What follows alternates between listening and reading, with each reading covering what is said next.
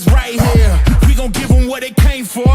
We gon' take it up from last year. Shoot 'em a shot, boy, I'm long range. Me and the team on the same thing. Stayed down, never switched up. Only thing changed was the game. I'm in the zone now. Nothing can change what we on now. When I pull up, know it's going down. Foot on the gas, ain't no slowing down. Aiming for greatness, no settling. Kick down the doors, they won't let me in. Taking no else, yeah, I gotta win. Watch me kick down the doors, they won't let me in. Who running the game now? Foot on the gas, can slow down. No, my team, we holding it down. We know we running it now. Watch the game change. Watch the game change. Watch the game change. Watch the game change. Welcome to an impromptu edition of the It's Cavalier podcast. Listen, usually midweek, early on in the week at that is not the time for a live stream, but this is newsworthy, ladies and gentlemen. Yeah, you guys saw it. There's no real need for me to even mention it, but I'll go ahead and do so anyways, just because it's just a piece of news that you can't ignore. It was revealed today by Shams that Darius Garland is going to be returning to the court very, very soon, as early as Wednesday against the Philadelphia 76ers. This is what he was quoted as saying. Cleveland Cavaliers all-star point guard Darius Garland will make his season debut as soon as Wednesday night against the Philadelphia 76ers. Sources told ESPN. Garland, who underwent offseason surgery to repair a big toe, will be upgraded on Cavs injury report as he is set to return.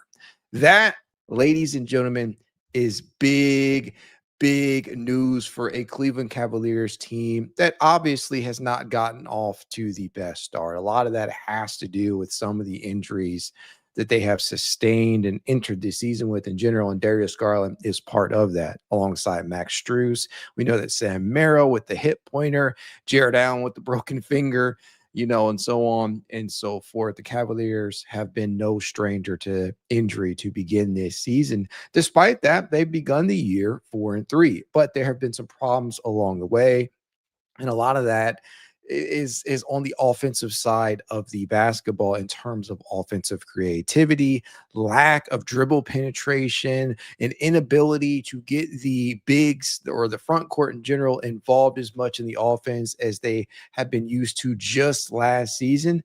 And a lot of this is due to the fact that the Cavaliers have just been without the orchestration of one Darius Garland. You just don't have somebody out there facilitating the offense. And it was such a historical offense last year. You just did not have that without Darius Garland out there on that court.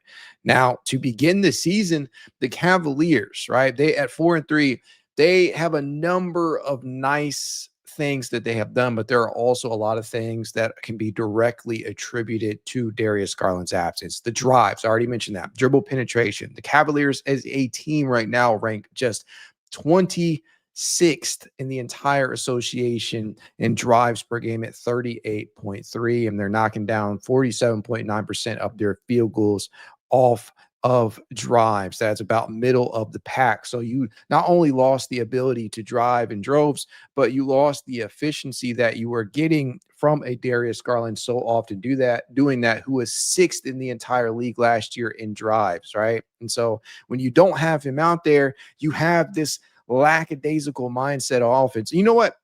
It's not lackadaisical. It's just, frankly, an inability at times to get the ball to guys in specific spots. It's why you've seen so many long twos from Evan Mobley. It's why you've seen him start possessions out where he has farther out in the perimeter than what you would feel comfortable with. It's why in Jarrett Allen before the finger injury, it's why his involvement has come and gone as they have struggled to consistently find him in easy spots. It's why the cutting is not necessarily where you want it to be at from a wing or slot standpoint out there.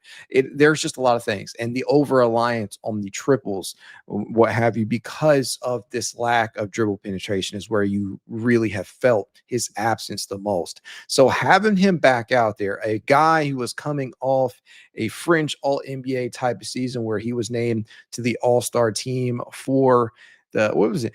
Last year was Darius Garland's second straight All-Star season, well, second All-Star season and second straight season in which he was a high-level performer in certain regards. I know 2023-24 was kind of an up and down season for him because of the jaw injury, but 2024-25 saw him return to form in a major way. This is a dude who was absolutely shutting it down last year for this Cavaliers offense, right? 20.6 points in 75 games, along with 6.7 assists. And he shot damn near 50, 40, 90 out there. As he shot 47.2% from the field, 40.1% from three-point range, and 87.8% from the charity stripe. That's such a big piece of the offense that you have to smile in watching that be the case, right?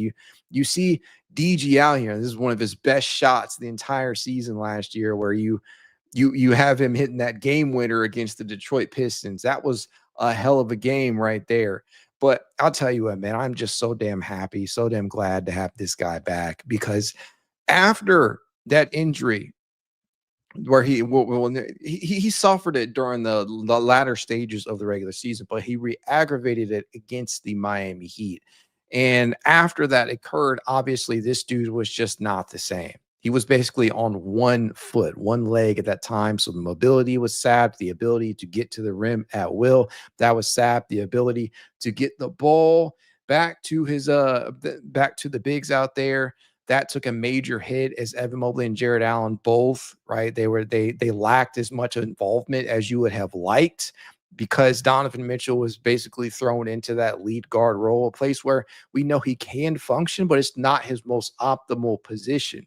And so Darius, having a healthy Darius Garland back out there, that to me is probably the most important player on the roster. He may not be the best player on the roster. That designation obviously goes to Donovan Mitchell and Evan Mobley in terms of the potential out there to become that. But Darius Garland may very well be the most important player on this entire roster in terms of what he means to the significance of this offense. The ball just does not move the same with Darius Garland not on the court. The efficiency is just not the same without Darius Garland out on the court. The involvement from Evan and Jarrett is just not the same. And yes, they have force-fed Evan additional touches. The usage is up to career highs, but the efficiency has waned from him because he's not getting into the spots that he is most comfortable with, because he is being asked to self-create much more prevalently or much more often than you really, really want him to. And I think that is where Darius Garland has been missed the most. And you can clearly tell the importance that he has in this offense, the importance that Darius Garland has for this team in general. And yes, I know the people out there that believe that Darius is just, he's either injury prone or doesn't show up in the postseason. I believe he was well on his way to doing that prior to the injury against the Miami Heat, man. In those two games, he was phenomenal. And I know, say we have to be 100. I know the Miami Heat weren't exactly a fair amount of competition in that series, but still, you can't just, it's not for nothing. You can't just completely do away with the playoff games last year that Darius Garland had. It was magical. And it was the whole entire team, right? Jarrett Allen was humming out there. You had Donovan Mitchell and Ty Jerome doing their thing. Everybody was really awesome in that series, but Darius really shined bright too. He shone bright, and obviously missing those 4 straight games, the final 2 in the Miami series, and then the first 2 in the Pacers series. He was not anywhere close to the player that he was when he faced off against Miami in those first 2 games, right? And so he took a major, major hit in terms of the statistical production because of the rest of the games, the other games of that postseason for him. And so the numbers to me are heavily skewed because of the injuries. You have to add that context, because against Miami, in those first 2 games, he was averaging 24 points, 7 assists, and he was shooting 51.6% from the field, including 41.2% from three-point range and 90% from the charity stripe. So he was 50, 40, 90 in the first 2 games of that series, was a plus 14 overall. And then he was nowhere near the close to that same type of player because of what happened to his toe. And so I believe that this dude was well on his way to becoming a playoff riser, the one that we always believed that he could after such a beautiful season where he makes it back to the All-Star game, where he's getting consideration for all NBA, where he's hitting game winners like you saw against Detroit there. All of these different things were falling into place for a team that won 64 games during the regular season, second most in franchise history, and just looked prime to complete a true, and I know Darius had already had his breakout, in 2021, 22, as you see the jersey back here from that season, one of my favorites. As you look at the totality of what he has been able to do, he took things a step further last season, all for it to end in injury, and it just sucked. And clearly it took for him to be gone out of the rest of that series, or out of the rest of the Miami Heat series and the first couple of games of the Indy series, really the whole Indy series in general. It took for Darius Garland to get injured and not be at his 100% self out there, and the first couple of games of this season, to understand for some of these fans the significance of what his impact is out there in that offense. For those of you out there who wanted Donovan Mitchell to slide to the point, for the Cavaliers to trade Darius Garland for fucking Jalen Suggs or somebody like that, I think you've seen to begin the season why Darius is so important. You see it. And I already mentioned a couple of reasons why: the dribble penetration, the lack of that, the facilitation, the offensive involvement of the front court players and Mobley and Allen. It just, and it takes a lot of pressure off of Donovan too. It takes a lot of pressure off of Evan. You get guys in the spots where they need to be at to be most productive. All of these things, Darius Garland's fingerprints are all over it. And so to have him back, even if he's not 100%, here's the thing. What I've been saying, and I do still believe this, and I hope that Darius Garland and the medical staff and his team over there or rather are making the decision based upon how confident he is that he is close to 100% or is 100%, because we don't have to rush him back. That's the one thing that I did not want to happen, but he has kind of been hinting at this for the last couple of days. I know that he did an appearance at some schools the other day, and I know many people, including myself, may have taken that out of context a bit, but some of the stuff that he's been putting out on social media, when he has been asked by XYZ reporter on whether or not he's going to return soon, he wouldn't put a date on it. He said he had a date in mind. And I think a lot of us have begun speculating when he would actually take the court. But just yesterday, he has multiple tweets. I have so much love for Cleveland in one, and then good morning. It just made you feel that he was close to a return. And I think that's awesome, because this team is definitely missing their leading guy out there, their leading man, their orchestrator of this offense. And I hope that this absence, it hasn't even been that long, right?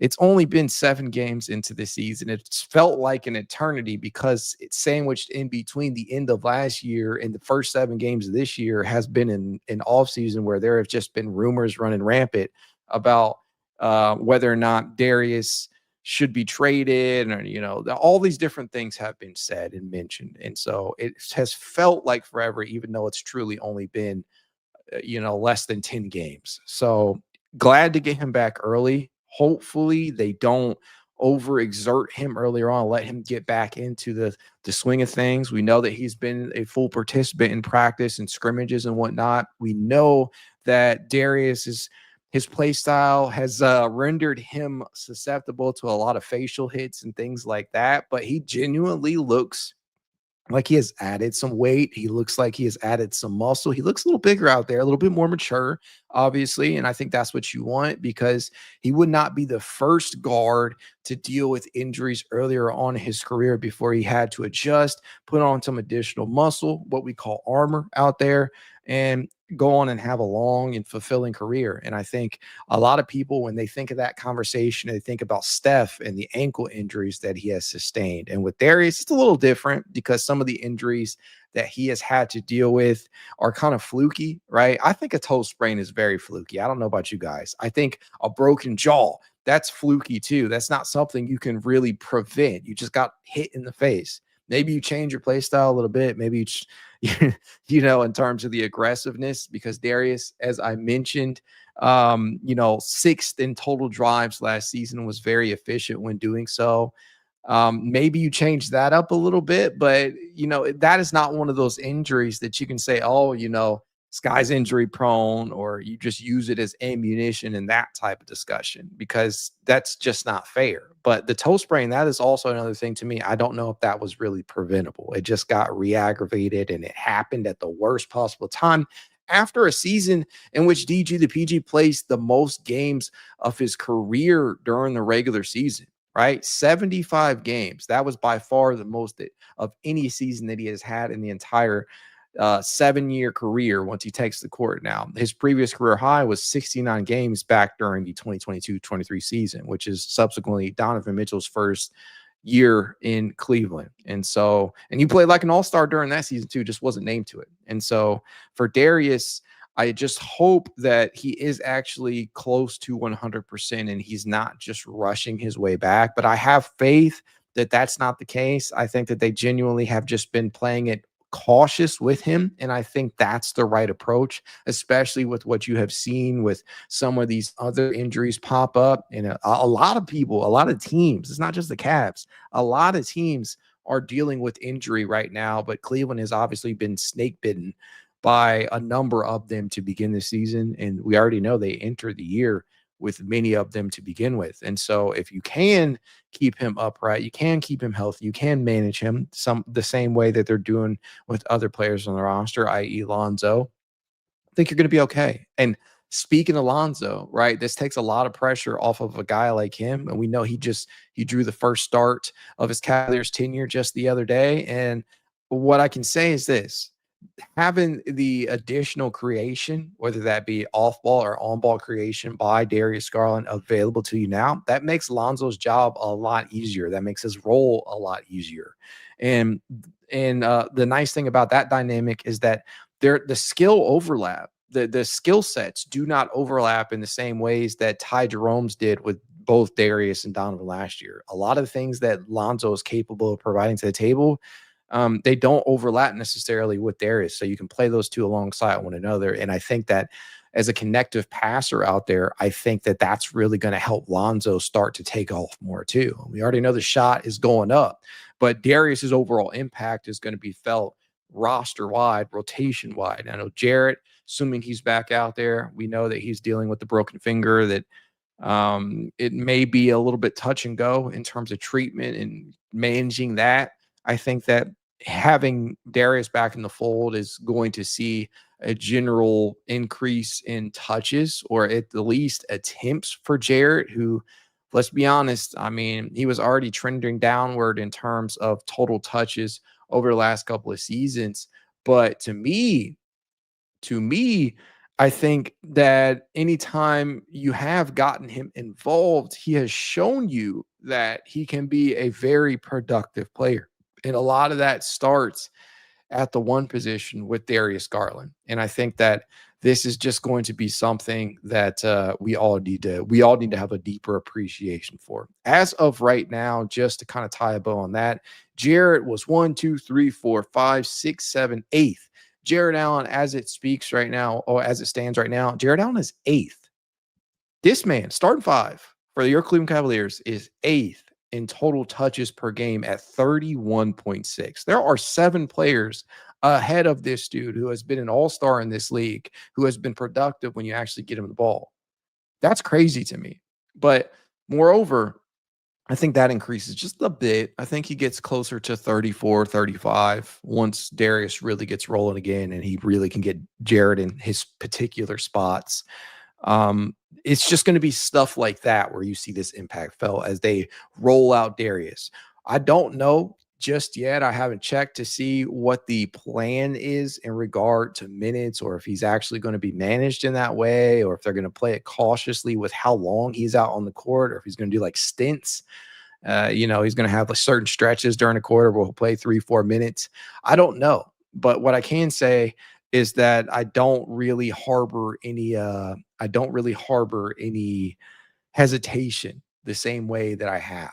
And to me, it's a great feeling, because entering the year, what was told to us was that Lonzo would be managed. And here we are. Lonzo's gone past the 20-minute mark in basically every game that he has played. Now, granted, they held him out of the back-to-back, and I do think only that's the thing that they're going to stick to. That's the guns that they're going to stick to. But in every single game that Lonzo has played thus far, he's played no fewer than 23 minutes, after we were told that he would play no more than 20 entering the year. And he looks like the healthiest version of himself that we have seen since his first year in Chicago, and that wasn't the most healthy season for him. But keep in mind, and really, if you want to take it back further than that, he probably looks the healthiest since his second year in New Orleans, where he played 55 games. And I think for Darius, the prevention in regard to injury is not nearly going to be tied to, the back-to-backs and load management as it is with guys like Lonzo. But I don't know. We'll have to see what the plan is from the coaching staff. I'm extremely happy to have this guy back, because I feel like this is a player who not enough people really appreciated the way that they should be. And I think his absence, as there's all whole types of sayings about absences, what that makes people feel, and how it can, you can start to take people for granted when they're there, and then when they're not, you can really see the value and the benefit of having them out there, all the cliche stuff.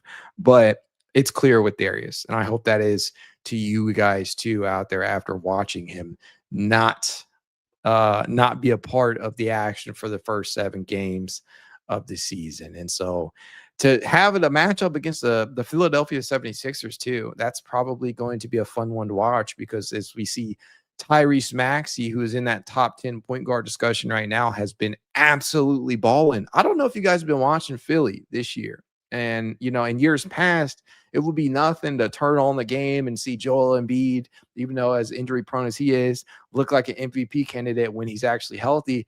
And, Tyrese is easily the second best player on that roster at times. Full blown this year, whole 180 swing, as Tyrese Maxey is second in the league in points per game this year, behind Giannis at 33.7 points per game. Tyrese Maxey has been absolutely balling out. And so to come back in a matchup where you have this really, really tough team in Philly over there with VJ Edgecombe, who's been having a phenomenal start to his rookie season, averaging 20.3 points, and Maxey doing what he's doing. Kelly Oubre balling out, shooting over 52.6% from the field, averaging 19.5. And then, Quentin Grimes, all of these dudes, that's a tough game. That's a tough game. I reeled off all these names just to tell you that that's a tough matchup to have to come back to and against. And, you can't forget about Embiid, who sounds like he's going to play in that one. And so that could be another potential struggle for Allen if he does play in that matchup tomorrow night. But that's a tough matchup to come back against when you have Philly, who is absolutely, at 5-1 at this point in time. They're first in the Eastern Conference. That's a tough one to come back against. And so hopefully DG is able to protect himself. Hopefully he's not too reckless out there, but I'm definitely like Duchamps Rook says down here, DG back in the fold, a definite good thing. Again, I am very curious to see how Kenny Atkinson handles the rotations in that one, because that's a strong one. Edgecombe, Rook, Maxey playing like he is, looking like a potential NBAer right now. Again, 33.7 points, 4.8 rebounds, 9 assists, and shooting over 46% from 3-point range on really good volume. This dude is attempting he's making 4.3 triples per game. So I don't know what they do defensively on him. I don't know if I don't really truly know if Donovan is going to be the guy assigned to him. I don't know if they're going to hand Tyrese Maxey off to like DeAndre Hunter or something. We know Lonzo will see time against him, but in the starting unit, because I do assume that Darius Garland will come back as the starter and not come off the bench in his first game back.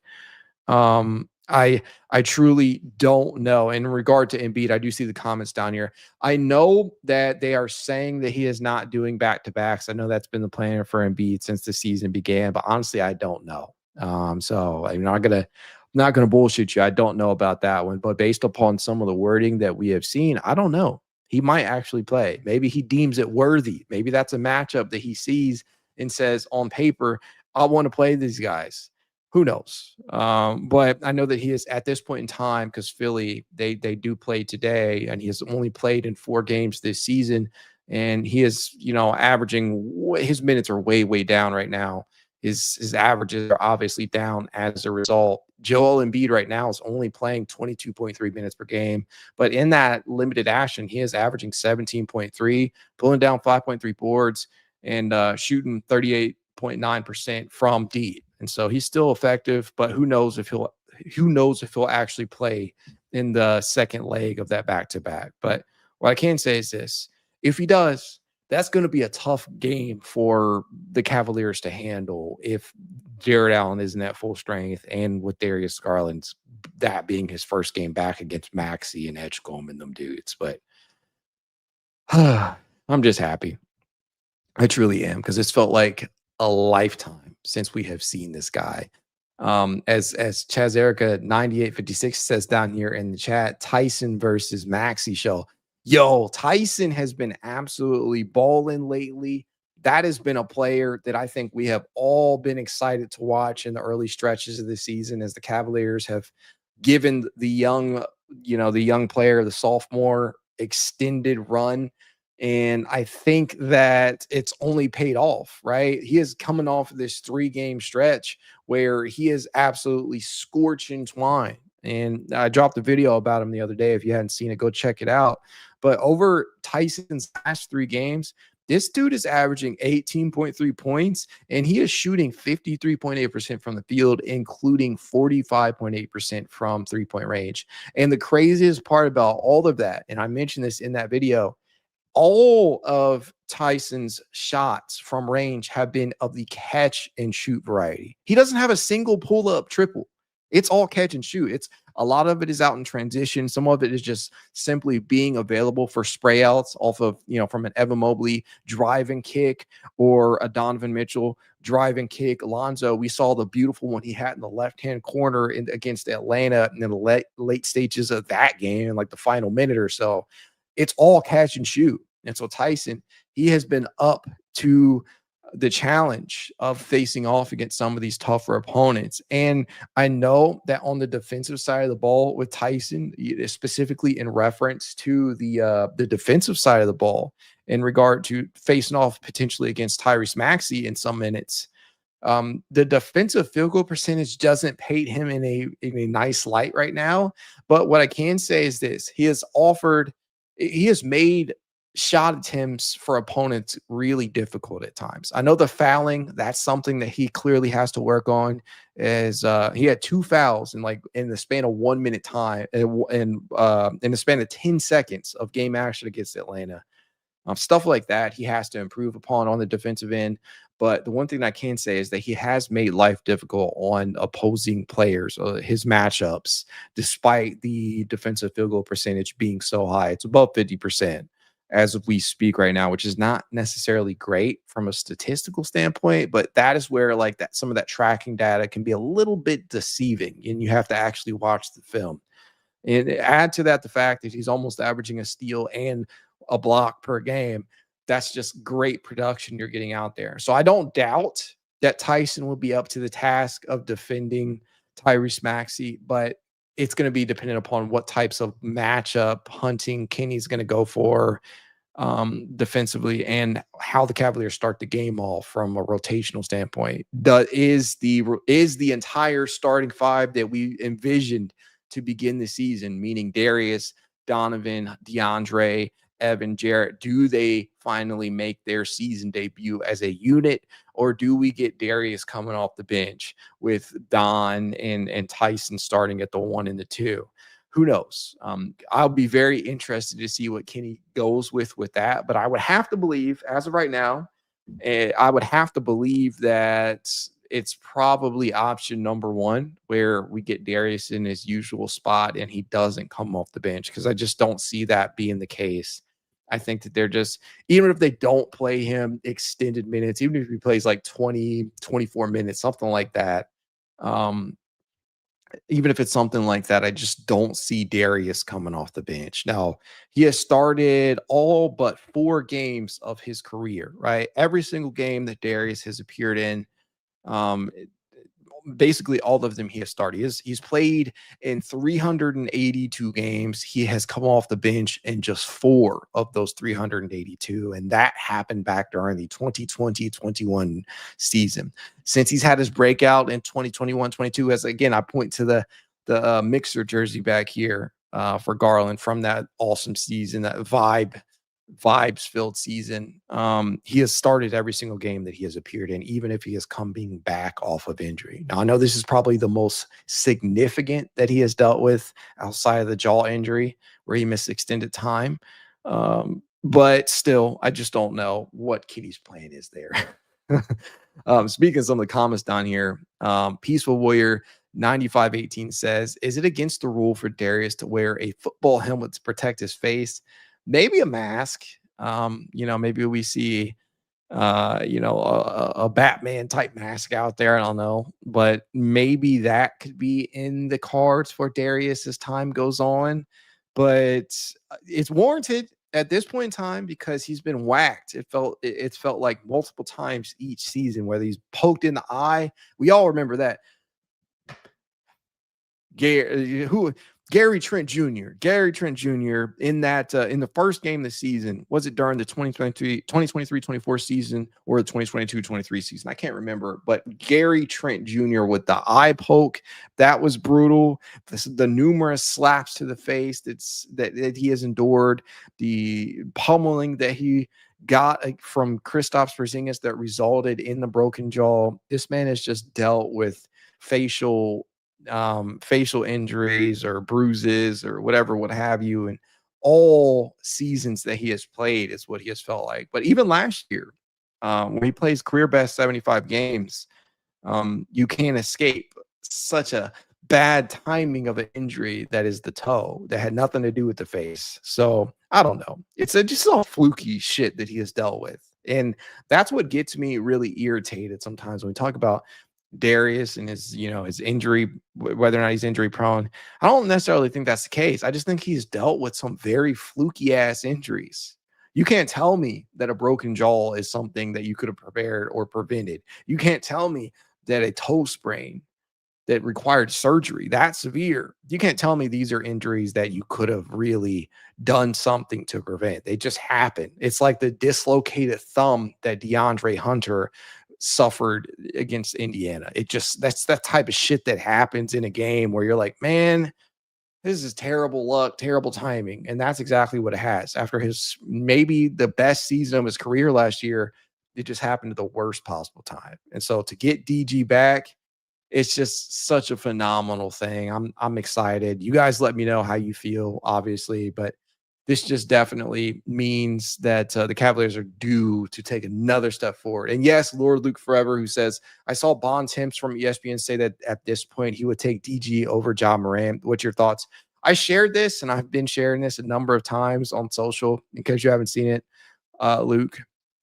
That's absolutely 100% true, in my opinion. I know that people believe from a talent perspective that Ja Morant may be more athletically gifted than Darius Garland. They may believe that he is innately more talented than Darius Garland, but better player doesn't always mean better fit. That is the one thing that I've tried to explain to people. If you subscribe to the belief that Morant is a better player than DG, that's fine. I'm not going to battle you down. But what I can say is that Darius Garland, number one, from a fit perspective, he fits way better than John Morant would with the Cleveland Cavaliers if you were to swap the two, due to DG's ability to not only command the offense, but Darius Garland is a much better shooter, a much, much better shooter. And even if you took the postseason stats into consideration, because that's a lot of things. Some of the rebuttals that I've gotten on that is like, oh, Darius is a terrible shooter in the playoffs. He's only shot in 42.8% from the field, including 34.3% from three-point distance. To that, I'd say, has John Morant, from a pure percentages standpoint, actually been better? Not really.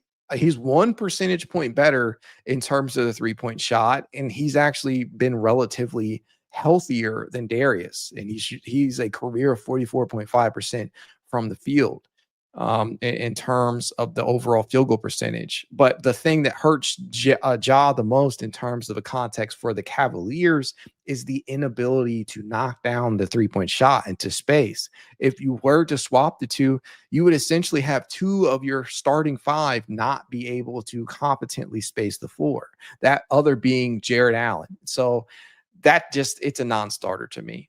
And I think that you have already seen his athleticism start to wane and decline a bit. But I say all that to say, I know this is a long-winded response. I say all that to say, I would absolutely, at this point in their careers, I would take Darius Garland 10 times out of 10 over John Morant, because I think that Darius's game will age a lot more gracefully because he's not wholly dependent on athleticism and finishing like Morant is. And that's even dwindling a bit for Morant. And I know some people may not agree with that, and that's perfectly fine. That's why we have these conversations. But I think that if you did a redraft right now, I think that there's a very, very big case for Darius Garland being drafted ahead of John Morant. Hell, in some cases, there's a case for Darius Garland to be the number one pick in that draft over even Zion. Now, again, you get into semantics and what other teams might need at that standpoint, because I do recognize that when the draft occurred, Drew Holiday and a couple of other guards were still on that New Orleans roster, so they may not have elected to take Darius. Maybe they still go the Zion route, but on paper, based upon the careers that each of these guys have had, I definitely believe that there's a case that Darius could be the number one pick in that draft if you had a redraft. And at worst, he's the second best player to emerge from that draft, all things considered. When you take into consideration the injuries of both Zion and Morant, and you take into consideration some of the head casing and some of the off the court drama that both Morant and Zion have had, Darius has easily been the least problematic player of that bunch. So I'm just like, yeah, if you ask me, I think Darius Garland is 100% better. 100% better in terms of fit and play style. If you think that Morant is the more skilled, not even more skilled, the more athletically gifted player than Garland, you got me there, because Morant is one of the most marvelous athletes at his position, but that is going to dwindle. And when that goes, what else do you offer? Can you shoot the ball? I know that he is not a terrible playmaker. I know that he's a pretty good rebounder at the guard position, but he is also not necessarily an upgrade defensively either. So you got to be able to offer more than just dunks and finishes around the rim, especially as time goes on. And that is why I believe that Darius is going to be a better player when we all look back at this draft. Nate 8415 says, I'm mad at this trade. John Morant stuff has stolen my hashtag trade JA. I mean, Nate, you can say that every stream. You could put that under every video, but the reality of the situation is that the Cavaliers are not trading Jarrett Allen this year. If he is moved, it would probably be after another flame out, if that happens for the Cavs this upcoming 2026-27 offseason. They're not trading Darius Garland or Jarrett Allen this year. It will not happen. Chizerica says, Grizz don't need JA. They got Jerome. Yeah. Soft Taco 3088 says, Ja is a lot more unreliable. How many games has Ja missed? I mean, Ja hasn't necessarily been the healthiest guy. We know he has been suspended too.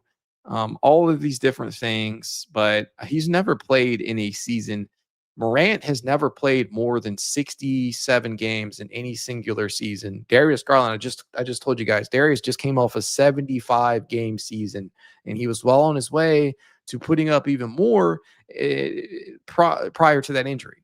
So to me, I think that you look at the two in terms of the histories there on court.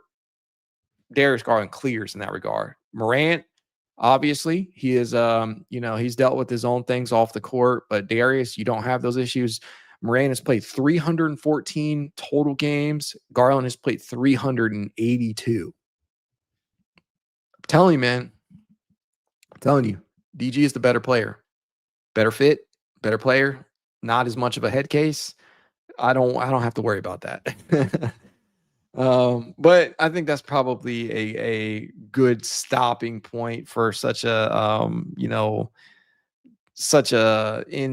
unplanned stream. I'm just so glad that Darius is back because this should give the offense a lot more balance. And I think one of the things I pointed out just the other day was that Cleveland is a team from a structuring, from a shot frequency standpoint. It's been quite unbalanced to begin this season. And it's just one of those things where like you need somebody out there to kind of stabilize things. But as of right now, they are 16th in the entire NBA in rim field goal frequency, which means that they have only 26.6% of their shots this year have come at the rim. That's just not great. That's the 16th percentile, while being in the 96th percentile in three-point frequency, meaning 48.6% of their overall field goal attempts have been of the three-point variety. And I think Darius, his ability to get the bigs more involved, more downhill, attacking the basket, dribble penetration, that to me, that's going to stabilize those types of things. You're going to see the rim field goal or the rim field goal frequency go up, and hopefully see the three-point frequency go down. And I think that is some of the areas that you're going to see benefit the Cavaliers in Darius's return. There's a lot of things that he'll have an impact on, but I think those are some of the biggest. He's just going to stabilize things. It's not going to put as much pressure on Donovan to self-create and create for others. It's not going to put as much pressure on Evan to self-create. And here's the thing. This is what I'm really interested in seeing, because through these first 7 games, Evan has put up a career high in terms of usage out there. It is by far the most touches that he has received of his entire career. And we know the front court touches are down.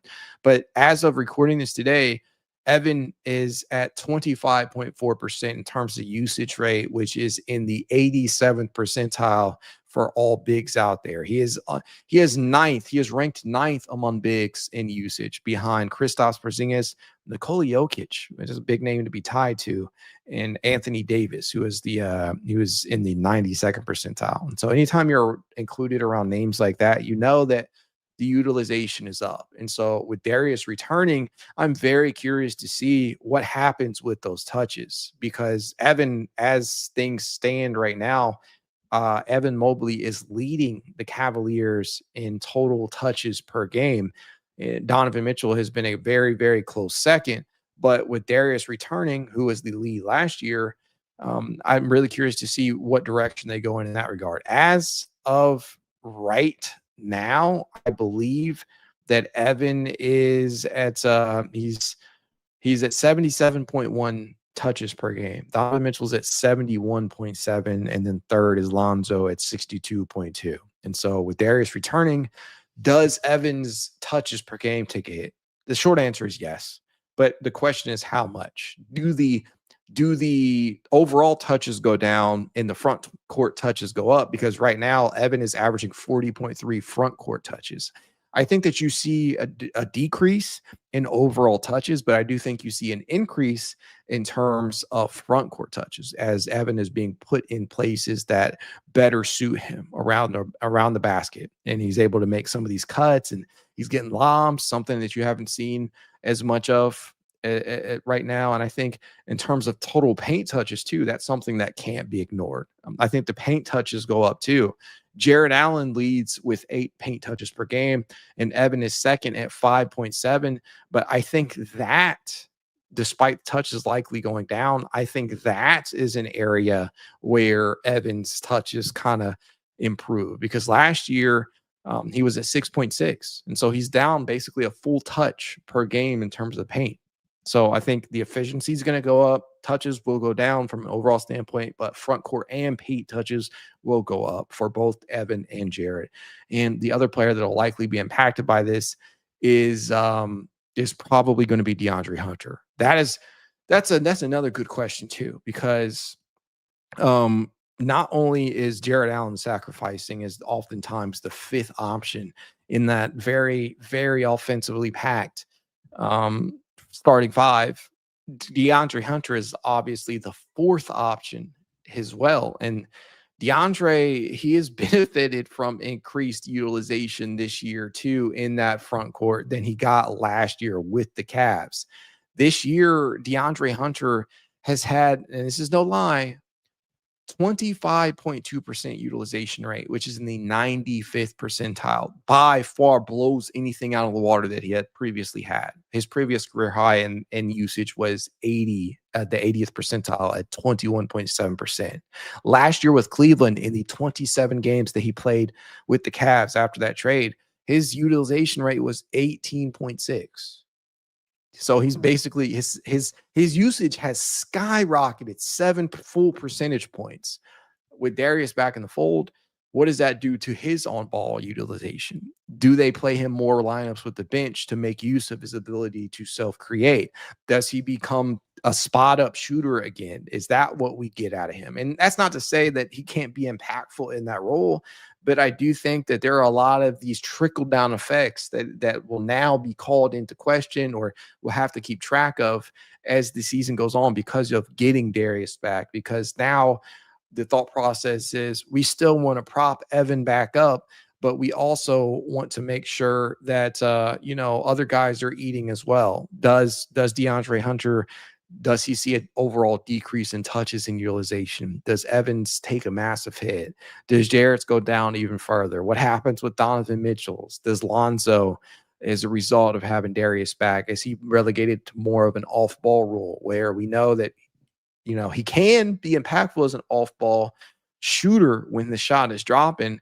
But I think that most people believe that Lonzo is at his best when he has the ball in his hands. I think the best thing about Zoe, though, is that he has shown that despite the shot not falling, that he can be impactful in other ways, whether that be on the glass, or as a perimeter defender, or as a secondary playmaker out there, somebody who can make the extra pass, the hockey assist, things of that nature.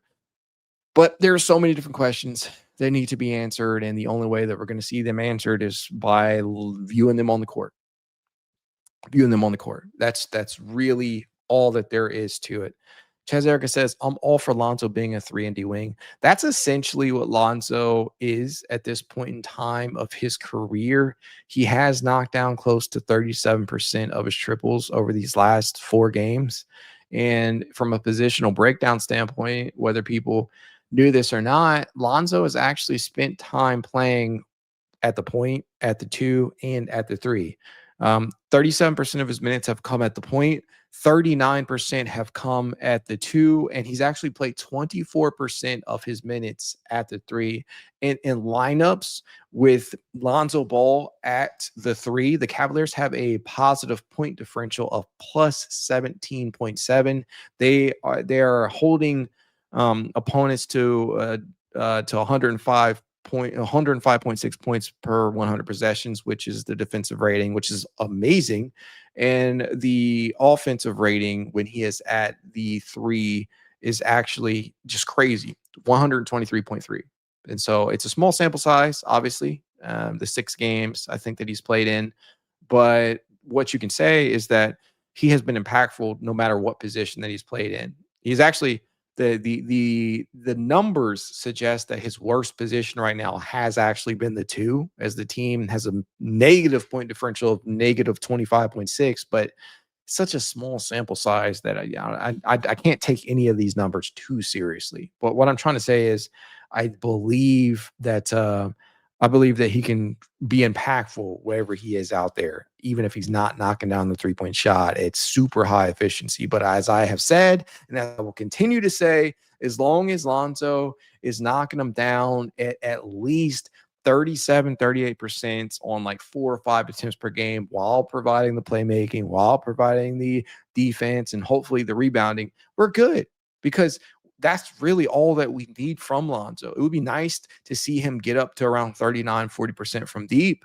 But even if he doesn't get back up to that level of efficiency, as long as he's, 37, 38% on 4 or 5 attempts from range while doing all these other things we know Lonzo is capable of doing, we're good. That's all we need, because he raises the ceiling, assuming that he makes it through the regular season. And I do believe he does. I think this is the healthiest year that we have seen from Lonzo. He looks the healthiest. He's moving the best that he has in years. And that includes last year, where he came back off of a 2-year layoff, essentially, and then missed a ton more time after that. So he looked healthy to me. I think Darius's inclusion back into the lineup, reintroduction, whatever word you want to use, I think that's going to help Lonzo out too. And so time will tell. But as I always tell you guys, if you'd like to reach out, you know how you can. It's Cavalier_pod on Twitter, TikTok, Instagram, all that good stuff. I've really been messing that one up lately. But if you guys want to support the pod in a small but helpful way, consider becoming a member over on Patreon or YouTube. You can do so for as little as $1 a month. But even if you don't, you guys know I'm still going to be here for you, making the content, just because I love this team and I cannot wait to see Darius Garland get back on the court. Go Cavs.